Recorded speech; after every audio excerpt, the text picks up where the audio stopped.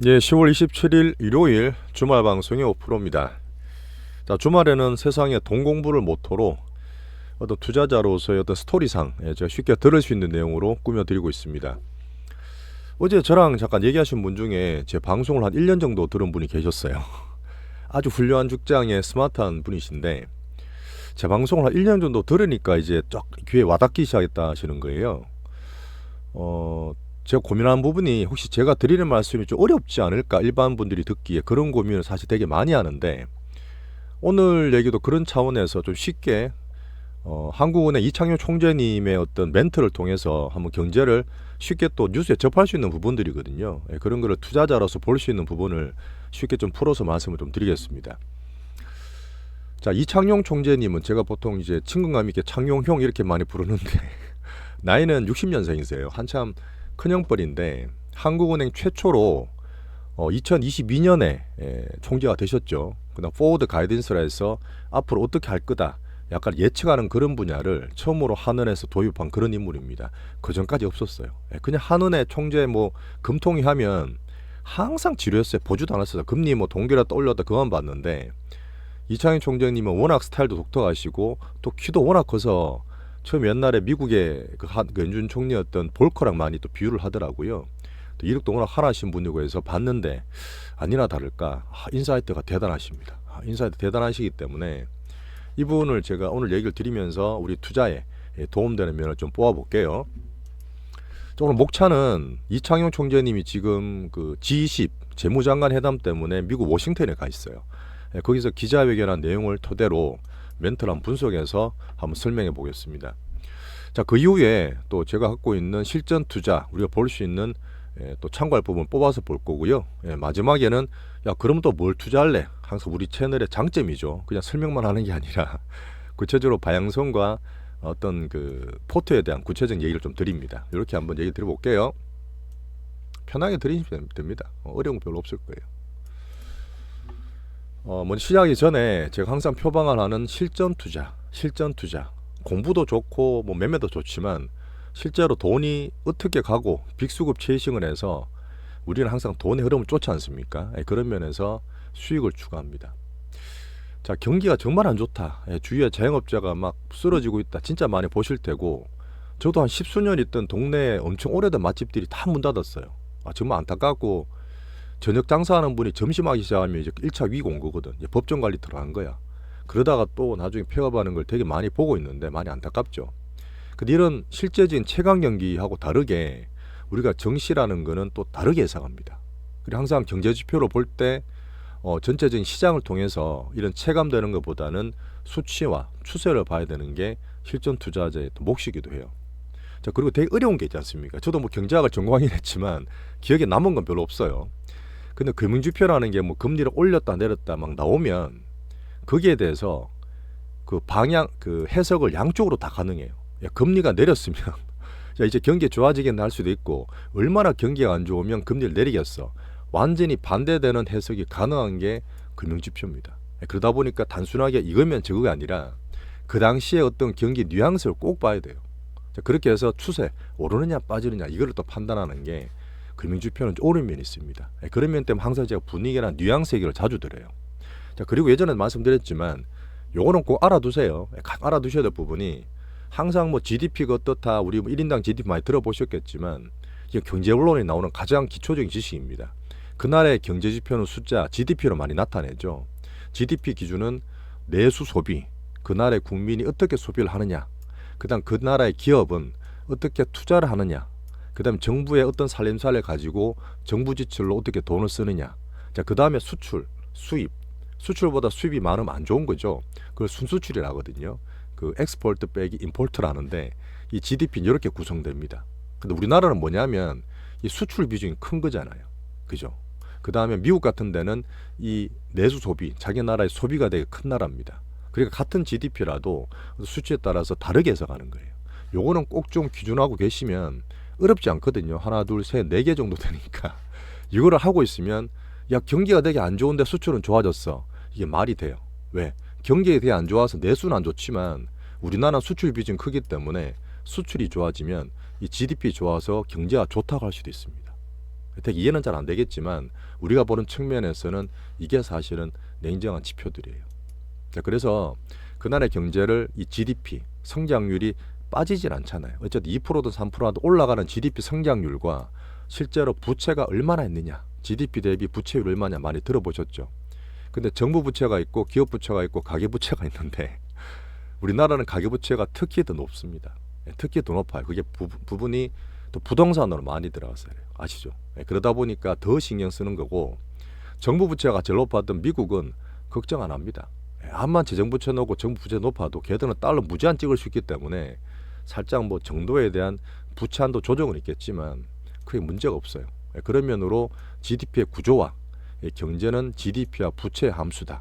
이 두 개 정도 알고 들어보시면 오늘 좀 내용이 편하실 거예요. 여기 적어놨죠. 미국은 GDP가 소비 비중이 70%다. 그럼 맨날 소비 보고 소비에 근간되는 고용을 보는 거예요. 고용을 계속 보는 거고, 한국은 그 민간 내세 그 체감되는 그 내수는 되게 안 좋지만 항상 수출을 챙기는 겁니다. 그래서 수출되는 게 뭐가 좋냐 맨날 그거 보고 있는 거니까 우리는 투자는 수출을 보고 하는 거예요.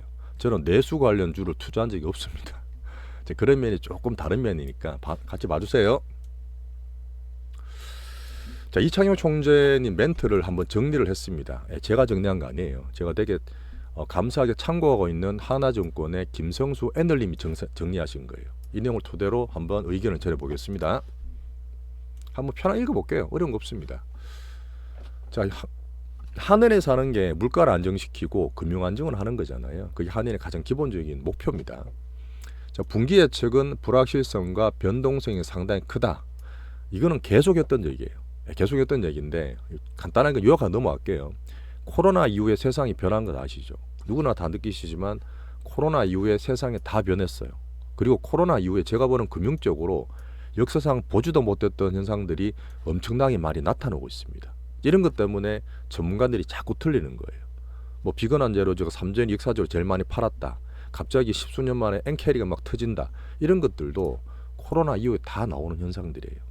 그 원인은 자주 말씀드렸지만 크게 보시고, 결국은 한은에 있는 이창용 총재님 인사이트가 높지만 단기로 변동성이 크다는 겁니다. 단기로 왔다 갔다 하는 거 보다가 정신없어서 맞추려 하지 마시라는 얘기예요. 실제로 우리도 단기 매매 그렇게 하고 있으니까요. 뭐 일반적인 전망이었죠. 자, 전망의 투명성을 제고해서 시장에 어떤 올바른 정보를 주고 어떤 것이 틀렸는지를 보다 보면 고민된다는 얘기입니다. 이것도 어려운 얘기는 아니에요. 왜? 이분이 포워드 가이던스를 하는 최초로 한다 그랬지 않습니까? 그러니까 포워드 가이던스 주기 위해서 자기가 설명을 더하고 이것저것 다 봐야 되는 게 많다는 거죠. 그래서 포워드 가이던스를 주는 것 정말 감사하고 힘든 일이지만 단기 변동성보다는 큰 맥을 보라는 1번, 2번의 내용이었어요. 자, 그리고 아까 말씀드렸던 C, 우리나라 내수입니다. 자영업자가 우리나라 비중이 제일 많은 거 아시죠? 전 세계에서 자영업자 비중이 되게 많은데 중간에 어떤 보면 요식업도 있고 식당들 되게 많이 안 좋잖아요. 그래서 철거업체가 엄청나게 붐이라던데 자영업체가 어렵고 내수가 침체 계속 들었던 얘기입니다. 수년 내내 들었던 얘기인데 내수가 침체이기 때문에 금리를 낮춰주면 이자나 이런 부담이 줄어들 거 아니에요. 그래서 기존 금리를 미리 낮추자는 의견이 있었는데 지금 보니까 문제는 내수가 아니라 수출이었다. 그 뒤에 보면 아시겠지만 수출이 안 좋다는 얘기는 아닙니다. 생각보다 내수가 나쁘지 않고 수출의 성장률이 살짝 꺾인다는 그런 내용이에요. 나쁘게 보지 마시고 일희일비하지 말고 과잉 반응하지 말고 항상 그렇죠. 왔다 갔다 변동성 때문에 그러지 말란 얘기고요. 자, 제가 보는 면은 이 관로가 이제 제가 보는 면들인데 내수가 쭉 빠지다가 바닥을 좀 잡고 있다. 이 얼마 전부터 얘기했거든요. 한은에서. 근데 저는 잘 안 믿었어요. 근데 제가 볼 때도 우선 내수가 계속 빠질 수는 없습니다. 계속 빠질 수는 없기 때문에 여기서부터 조금 바닥을 다지나 하는 그런 느낌이 있어요. 그러면 우리나라 되게 좋은 겁니다. 내수가 바닥을 잡고 있고 수출로 그나마 먹고 사는 나라잖아. 우리나라는 그 소규모 그 여러 가지 외세의 영향을 받는 수출주도 국가니까. 그 중에서 가장 말씀드렸던 반도체가 제일 좋은 거예요. 반도체가 제일 좋은 거고 이 흐름에 힘을 써야 되고 여전히 단기 변동성보다는 중장기로 보자. 그거 쉽죠. 어렵지 않습니다. 우리는 내수보다 내수 투자 안 합니다. 내수 힘들기 때문에. 바닥 잡는다 해도 저 뒤에 내수 관련 이런 것도 보는 건 있는데 말씀드리겠지만 여전히 투자의 중심은 수출주. 우리가 볼 때는 반도체, 우리나라 수급 특징으로 봤을 때는 바이오. 이 두 개가 가장 좋은 거죠. 자, 요거는 약간의 어떤 토로, 심경 토로 같은 느낌인데, 자, 미국 연준도 그렇지만 이 가다 보면 여러 가지 이제 국정감사도 하고 많이 불려다니시잖아요. 그러다 보면 왜 이렇게 안 했냐, 저렇게 안 했냐, 당연한 결과입니다. 그런 과정을 겪어야 되는 부분인데 비판은 당연히 있겠죠. 통화 정책의 실기, 실수를 비판하는 사람들이 어떻게 비판하느냐. 이번에 사실 2022년에 와서 미국보다 이분이 금리를 더 빨리 올렸어요. 더 빨리 올렸기 때문에 연준은 늦게 올라가 실패했잖아요. 그 이창용 총재님은 더 빨리 올렸기 때문에 우리나라가 미국보다 물가가 덜 올라간 게 있습니다. 그건 되게 잘한 거예요. 잘했는데 미국 5.5 올릴 때 우리나라는 3.5까지밖에 안 올렸잖아요. 그 왜 안 올리냐? 미국과 금리 차가 나니까 왜 안 빠진다? 별별 일이 다 있었지만 저도 괜찮다 그랬습니다. 그건 문제가 되는 게 아니고 환율과 우리나라 경제와 다 같이 봐야 되는 부분인데 이번에 내릴 때, 자, 얼마 전에 미국이 9월 달에 내렸죠. 50bp 내리고 우리나라 한국에서는 10월 달에 25bp 내렸습니다. 그때 내릴 때 이런 비판이 있었어요. 기준금리를 더 빨리 올렸으면, 더 빨리 많이 올렸으면 지금 효과를 받지 않겠느냐, 이렇게 비판하는 경우도 있고 이게 사실 제가 말도 안 되는 얘기인데 7월부터 금리, 그리고 이번에 10월 달에 내렸는데 더 빨리 내려줬으면 경기가 좋았지 않았겠느냐, 이런 말들이 있어요. 여기서 보시는 부분은 뭐냐면 첫 번째, 이거는 제가 말도 안 된다는 얘기했잖아요. 왜냐하면 미국도 금리 인상을 안 했을 때야 늦게 했다 그랬잖아요. 우리나라 2022년 빨리 했는데 첫 번째 그룹에는 환자를 일부러 많이 아프게 하고 약을 쓰라. 그 사실은 더 많이 괴롭히고 더 빨리 내려주면 병을 더 크게 주고 약을 더 많이 주라는 얘기거든요. 이게 사실 말도 안 되는 얘기예요. 말도 안 되는 얘기고, 제가 봐도 이분에 대해 격앙되면서 반박을 했는데 진짜 미국 금리 갔을 때 우리나라 3.5가 아니라 4%까지 더 올렸다, 더 많이 올렸다, 더 난리 났어요. 더 난리 났고 2022년 9월 달에 레고세터 나가고 우리나라 망한다, 우리나라 환율 1400 몇십 원 갔을 때 큰일 날 뻔했잖아요. 그때 충격이 더 왔을 거란 말이죠. 이거는 사실 별거 아니고 넘어가시면 되고, 자, 그 다음에 우리나라 금리는 항상 그렇지만 되게 중요한 내용인데 이 금리와 부동산과 영향이 되게 큽니다. 부동산에 투자를 많이 해요. 우리나라 가계는 70%가 부동산이기 때문에 부동산 투자할 때 금리 오르고 빠지고를 많이 보잖아요. 실제로 2021년, 22년에 금리가 올라가니까 더 좋다고 부동산 투자하는 사람 완전히 틀렸다 말씀드렸는데 금리 사이클 꼬였기 때문에 어쨌든 금리가 되게 중요한 부동산의 요인입니다. 자, 그래서 지금 부동산 그 관련도 자영업자 둘 다 봐야 되는 부분에 아까 말씀드렸던 금리라는 걸 양쪽을 다 봐야 돼요. 근데 지금 우리나라 금리는 가계부채 부동산에 관련 그 금리를 따라가잖아요. 근데 금리가 변동금리예요.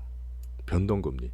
금리를 앞으로 낮춘다면 같이 가계대출금리가 떨어지고 올라가면 같이 올라가잖아요. 이렇게 변동이 되는 게 80% 이상인데, 자, 미국은 금리 올리고 빠지고 해도 금리 그렇게 올렸을 때 소비 떨어졌습니까?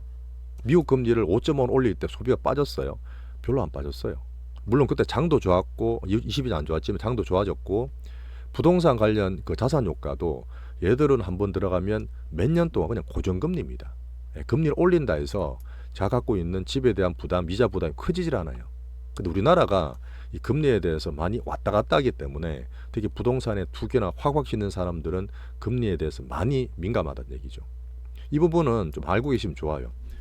어떻게 보면 미국이 금리를 내린다 해서 소비가 막 더 커진다, 그렇게 보기도 힘든다는 얘기일 수도 있습니다. 자, 두 번째는 그럴 수 있죠. 금리를 7월 달에 미리 내렸으면 어떻게 했느냐. 금리를 내리는 게 실기한 게 아니냐, 그런 비판인데, 자, 이거는 뭐 하는 이창용 총재의 고민이에요. 우리가 같이 고민할 건 없고 뭐 그럴 수는 있지만 지금 그거보다 앞으로 더 하는 게 중요하기 때문에 뭐 거기에 대한 설명은 한 부분이고요. 근데 이분이 가장 중요하게 보고 대놓고 말은 안 해. 우리나라가 부동산에 얼마나 민감한지 아시잖아요. 우리나라가 정말 민감한 게 군인, 그 국방에 대한 문제와 부동산은 진짜 그 민감한데, 저는 사실 지금 부동산을 제가 볼 때 좀 크게 꺾였다 보거든요. 3, 40이 왔던 부동산을 꺾였다 저는 보기 때문에 아마 지금 정말 괜찮은 쪽으로 트로피처럼 좋은 데만 사는 거, 그들만을 이거 뭐 그럴 수는 있겠지만 큰 흐름상 지금 금리가 내려주니까 계속 팍팍 내려줄 거야. 이자가 더 떨어지니까 부동산 지금 무조건 질러야 돼. 레버리지 크겠어. 이런 걸 계속 안 좋게 좀 말씀을 드렸던 부분이잖아요. 근데 이런 부분을 한 이창용 총장님이 말을 대놓고, 물론 대놓고 합니다. 이번 대놓고 됐어요. 2022년도 대놓고 했었고 작년도 대놓고 부동산 고레버리지 하지 말란 얘기했습니다. 저는 이번에 의견에 공감하기 때문에 막 급하게 개인분들이 옛날처럼 몇 년 또 올랐던 그 기한 있지 않습니까? 정말 많이 빠졌던 10년 전에 그걸 잘 몰라요, 요새 사람들은. 왜냐하면 2014, 15년부터 10년 내내 올랐기 때문에. 근데 그 전에 정말 많이 빠졌던 시기가 있는데 이 흐름 때문에 고레버리지 부동산은 조심하는 얘기를 계속 하는 거죠. 결론 그렇게 뒤에 보면 됩니다. 설명 나온 것들을 한번 읽어보세요. 읽어보시면 편하게 나오실 수 있는데 결국 부동산을 대놓고 말은 아니지만 조금 부담을 느끼고 실제로 정부의 부동산 정책에 불만은 있는데 불만은 있지만 대놓고 거기 반대를 못 하더라고요.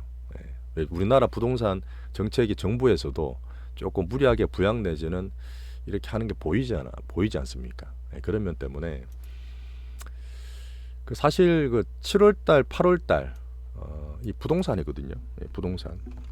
어떻게 보면은 그 둔산주공이 작년 초에 문제가 많았습니다. 다들 아시죠? 지금 분양 잘하고 있고 뭐 잘됐다는 분도 계시겠지만 그때 그거를 살리기 위해서 작년 초에 부동산 정책을 이렇게 뭐 하고 저렇게 하고 작년에 55조인가 올해도 55조를 투입했거든요. 안 죽게 연착륙을 많이 유도한 거죠. 제가 볼 땐 조금 오버한 부분이 있어요. 어떻게 보면은 장기로 해서 막 이렇게 대출을 일으켜서 집을 사라고 종용을 많이 했는데 상호적으로 좀 걱정이 되는 것도 사실입니다.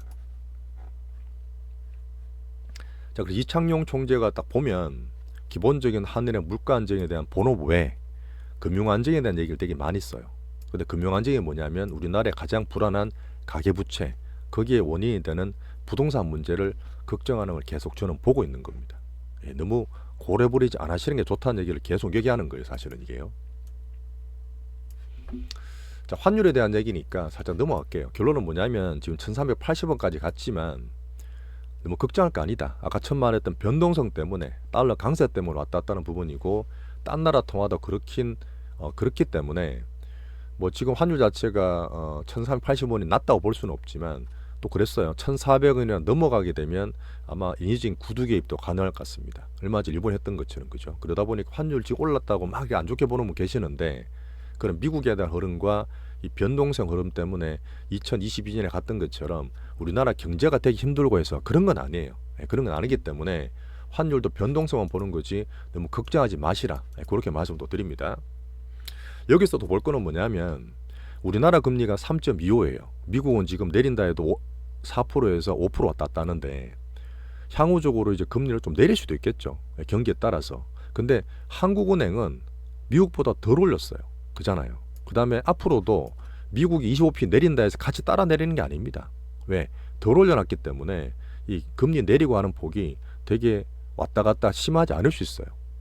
그죠? 그러다 보니 환율도 봐야 되는 부분이지만 앞으로 한원금리는 미국보다 같이 무조건 따라 내린다. 계속 내린다 보시지 않는 게 좋습니다. 내년도 마찬가지예요.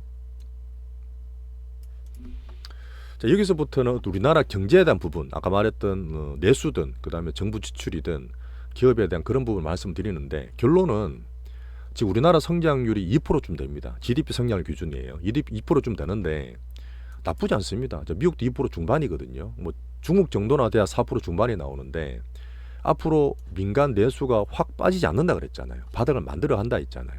수출도 무너지는 게 아니라 성장률은 살짝 그랬지만 수출도 좋잖아요. 그러다 보니까 우리나라 경제가 완전히 망가져서 금리를 팍팍 내리면서 경기를 부양할 때가 아니라 그랬어요. 이건 저도 맞게 보거든요. 워낙 지금 바닥이란 말입니다. 더 떨어진 게 아니기 때문에 내년에도 금리나 크게 하게 기대를 하지 말라는 해석이 할 수 있습니다. 뭐 불확실성 얘기는 계속 하는 거니까요. 근데 제가 보는 부분은 국제적으로 코로나 이후에 별별 일이 다 있기 때문에 이건 당연한 거예요. 당연한 거고 여기 잠깐 말했던 부분이 있는데 자동차 파업 얘기를 했거든요. 근데 근래 들어서 제가 자동차가 바닥밴드라고 의견을 좀 드리고 있습니다. 정신은 항상 경제 선행지수고 제가 보면은 미리 돈들의 움직임이 있어요. 어떻게 보면 내수든 우리나라 수출이든 수출이 또 자동차가 되게 중요한데 중기주나 배당주로서 자동차도 저는 바닥밴드로 보면서 코스피에 바닥을 잡아갈 수 있는 자동차를 보고 있습니다. 자, 포워드 가이던스나 금리 정책을 계속 얘기를 하는데 뭐 우리나라 경제가 혹시 4분기 성장을 잘 못하더라도 내수가 바닥이지만 반등을 확 주지 못하고 수출이 잘 가다가 뭐 살짝 주춤거릴 수 있죠. 그렇다 하더라도 2%대 잠재 성장률은 유지할 거다. 앞에 똑같은 한번 반복하는 건데 추가적으로 통화정책에 주는 영향 미미하다마는 뭐냐 추가로 금리 나 쉽게 안 해줄 거야. 계속 이런 얘기 하는 겁니다. 자, 그리고 수출은 아까 말했지만 나쁜 게 아니에요. 상장 살짝 이제 성장률이 꺾인 거지 여전히 6%대나 성장 중입니다. 그 중에 대표는 뭐죠? 가장 좋은 거는 반도체예요. AI 반도체 하이닉스가 대장으로서 잘 가고 있는 거죠. 3전도 거의 바닥이라 저는 봅니다. 주가에서. 말씀드렸던 수출 성장률이 둔화돼서 마이너스지 내수도 나쁘지 않다 생각만큼 수입이 증가한 거는 이게 뭐냐면 내수가 괜찮다는 얘기죠. 어쨌든 국내보다는 해외에서 돈을 쓰는 거는 있다는, 내수가 있다는 그런 얘기기도 합니다. 지금 반도체가 수출 1등이고요.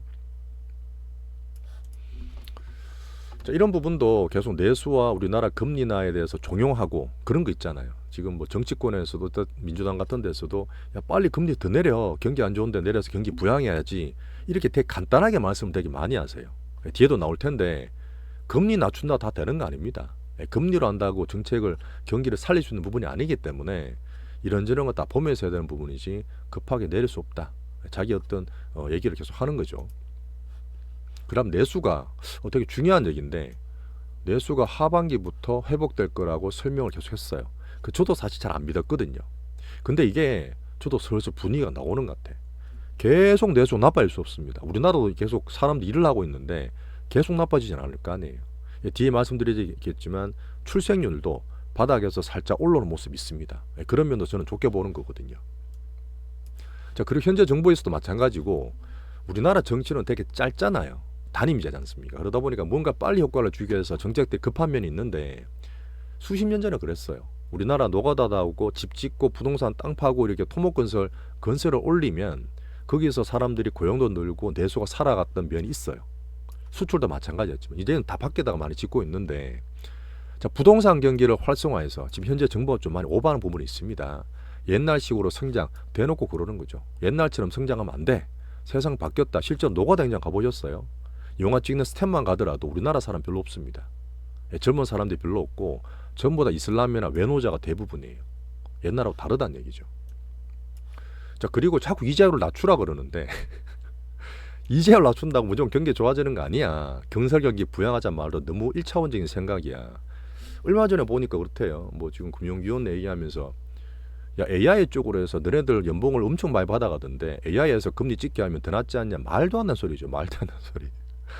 국회의원들이 몰라 어떻게 해서 그걸 뭐 이슈를 만들려고 자기 어떤 지목도 높이려고 그런지 모르겠지만 금통위가 그런 일만 하는 거 아닙니다. 이거 결과 내는 데까지 얼마나 고민하고 별별 다 보고 한은의 어떤 레포트도 콜이 되게 좋아졌어요. 한은 건 되게 잘 보는 게 어지간한 섹터 전문으로 보는 정권사의 레포트보다 한은 보고서 더 좋아 우선은. 한은 저는 일 되게 잘하고 있다 봅니다. 그 비판하는 것보다는 좋은 걸 뽑아가야 돼요. 자, 그리고 지금 이런 생각, 그 구닥다리가 옛날 같은 생각이 예전에 그렇게 하더라도 잠깐은 단기로 그랬겠지만 실제로 우리나라가 한 번도 가계부채나 부동산 관계했던 것들이 줄어든 적이 없대요. 너네들이 말하는 단순한 그런 정책 써봐야 우리나라 경제에 좋을 게 없다는 얘기입니다. 말 그대로 진짜 이거는 뭐죠? 진짜 너무 단기책 이런 거 쓰지 말라는 얘기입니다. 저는 되게 큰 공감을 하는 거예요. 우리나라도 마찬가지, 수출도 마찬가지, 대변수 마찬가지겠지만 정말 글로벌적으로 말씀드렸잖아요. 정말 복잡해요.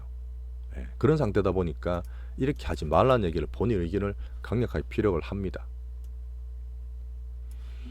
참 어려운 일이죠. 저도 부동산 PF 얘기는 계속 듣고 있습니다.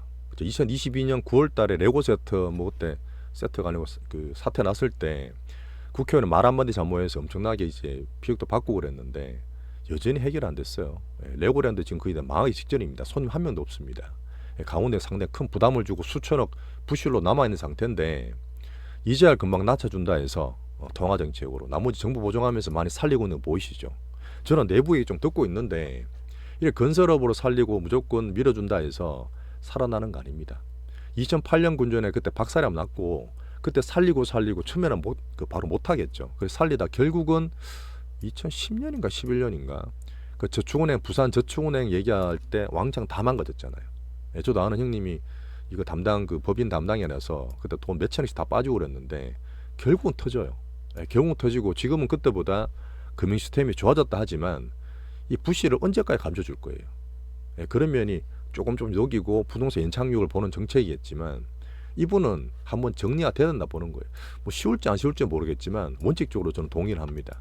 실제로 지금 가장 부실이 큰 데는 부동산 PF 관련해서 새마을금고, 저축은행, 소형증권사 다 그래요. 다 자르고 저끼리 한다 해도 부실은 따고 있는 상태고, 제가 듣기로도 부동산 업계에서는 100개 중에 한두 개는 괜찮은 컨텐츠가 있을 거 아니에요. 걔들 미리 소팅해서 걔들끼리 하고 나머지 죽이니 살리니 이미 다 선별 작업 중에 있습니다.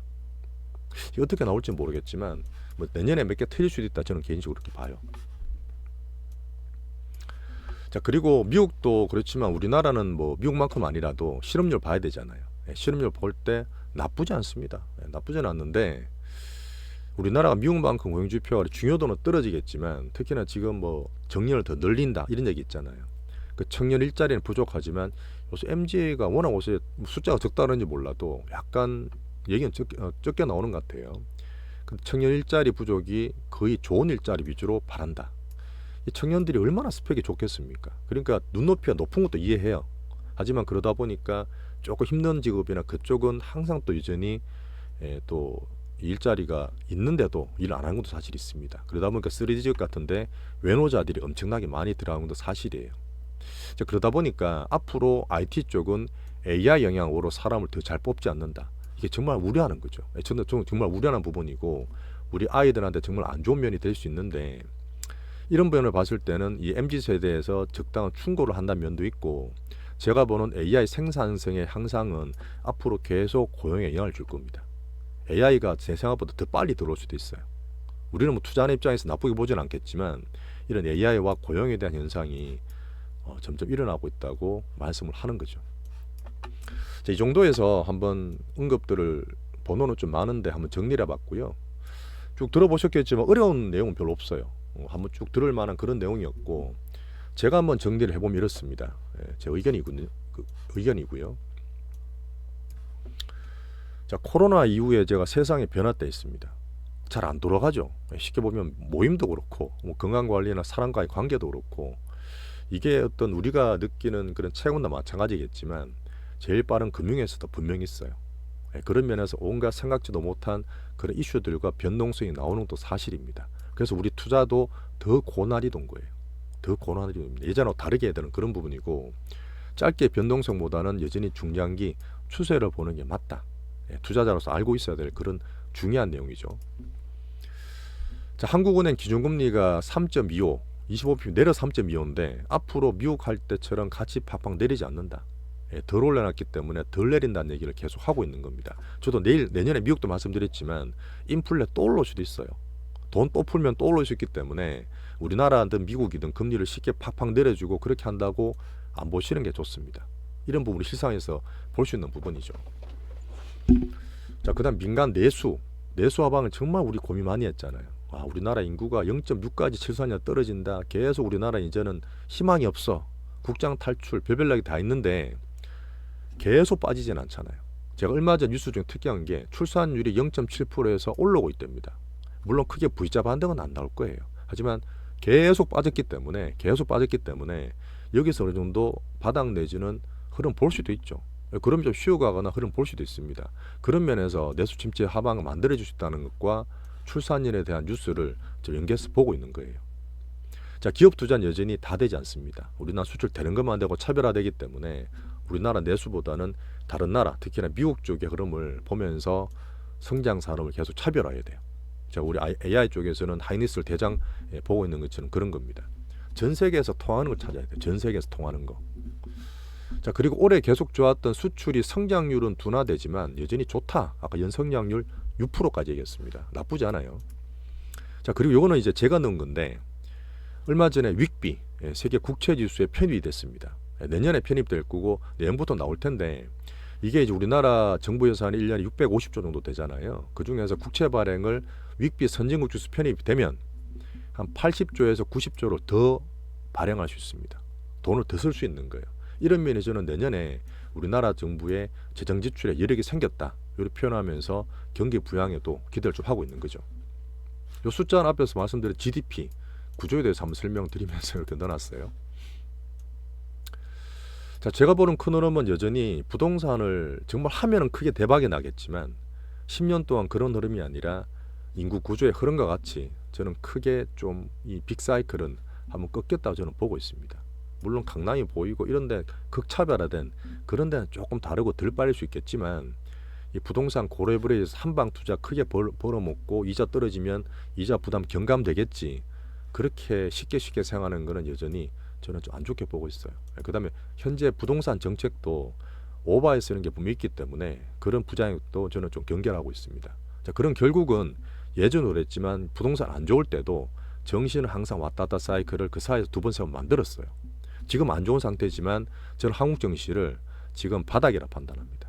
지금 바닥이다. 그런 판단한 부분이 이런 우리나라 사이클이 항상 그랬어요. 위험하고 힘들다, 안 좋다, 망한다 이런 할 때가 2012년, 2016년 그 박근혜 탄핵될 때랑 제가 비슷하게 말씀드렸잖아요.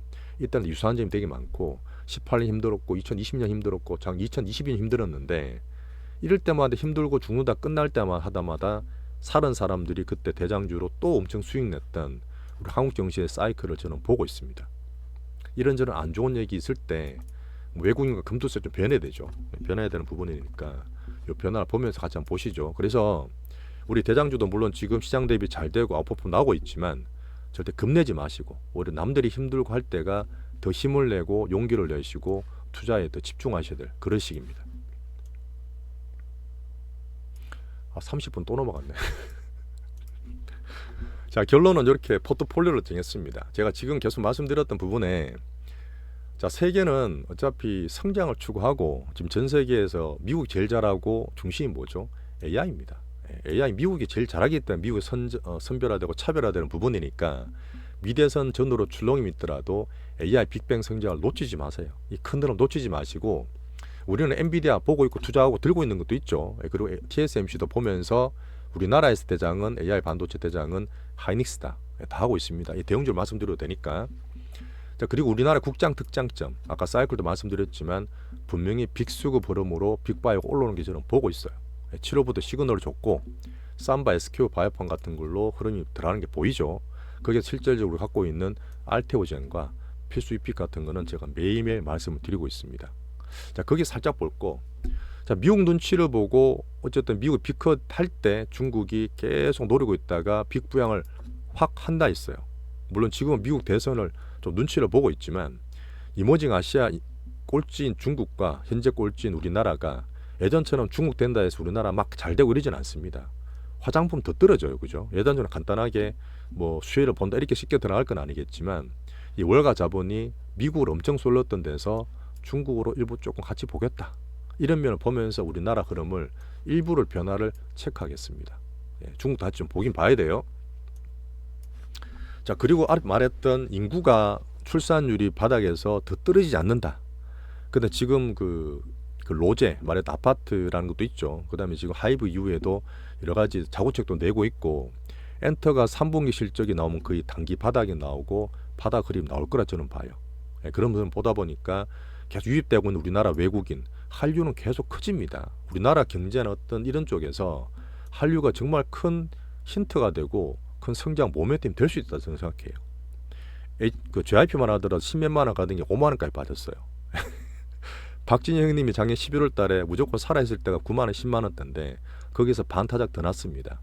자, JYP 기준으로도 말씀을 가끔 드렸지만 바닥 만들 수 있는 거니까 우리 섹터를 한번 참고해 보시고요. 자동차 바닥도 아까 말했던 그 우리나라 수출 섹터 이제 실적 나온 이후에 중기주나 배당주 단기로 볼 건 아니지만 밸류 기준으로 자동차도 바닥 만들어가는 흐름을 좀 볼 수 있습니다.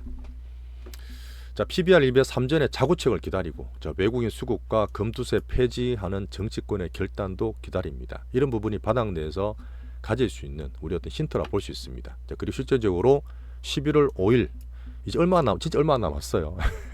미국 대선 이후에 우리나라 수급이든 큰 흐름이 변할 거라 보고 자, 마지막 그림 한번 볼까요? 뭐 암만 이렇든 저랬든 간에 4년마다 미국 대선이 이렇게 서로 손을 꺼놨습니다.